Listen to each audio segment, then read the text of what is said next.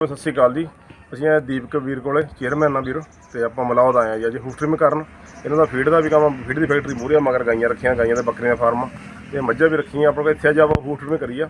Farm ਆਪਣਾ book ਪਹਿਲਾਂ ਆਉਣੀ 15-20 ਦਿਨ ਪਹਿਲਾਂ, ਤੇ ਆਪਣੀ ਅੱਜ ਇਹਨਾਂ ਦੀ ਵੀਰ ਜਿਹੜੀ ਡੇਟ ਫਿਕਸ ਸੀ ਉਹ ਆਪਾਂ 5 ਤਰੀਕ ਆ ਗਈ ਸੀ, ਤੇ ਆਪਾਂ ਟ੍ਰਿਮਿੰਗ ਪ੍ਰੋਪਰ ਕਰਤੀ। ਸਾਰੇ ਫਾਰਮ ਦੀ ਟ੍ਰੀਟਮੈਂਟ ਹੀ ਕਰਿਆ, ਤੇ ਟ੍ਰਿਮਿੰਗ ਦਾ ਆਪਾਂ ਅਗਲੀ ਵਾਰੀ ਕਰਾਂਗੇ ਕੋਈ ਫੁੱਲ ਟ੍ਰੀਟਮੈਂਟ ਹੋਇਆ, ਕਿਉਂਕਿ ਗਾਈਆਂ ਬਹੁਤ ਜ਼ਿਆਦਾ ਕ੍ਰਿਟੀਕਲ ਦੇ ਵਿੱਚ ਦੀ, ਤੇ ਟ੍ਰੀਟਮੈਂਟ ਆਪਣਾ ਸਾਰਾ ਕਰਤਾ, ਟ੍ਰਿਮਿੰਗ ਵੀ ਪ੍ਰੋਪਰ ਕਰਤੀ ਹੈ। ਤੇ ਠੀਕ ਹੈ ਜੀ, ਧੰਨਵਾਦ, ਸਤਿ ਸ਼੍ਰੀ ਅਕਾਲ ਜੀ।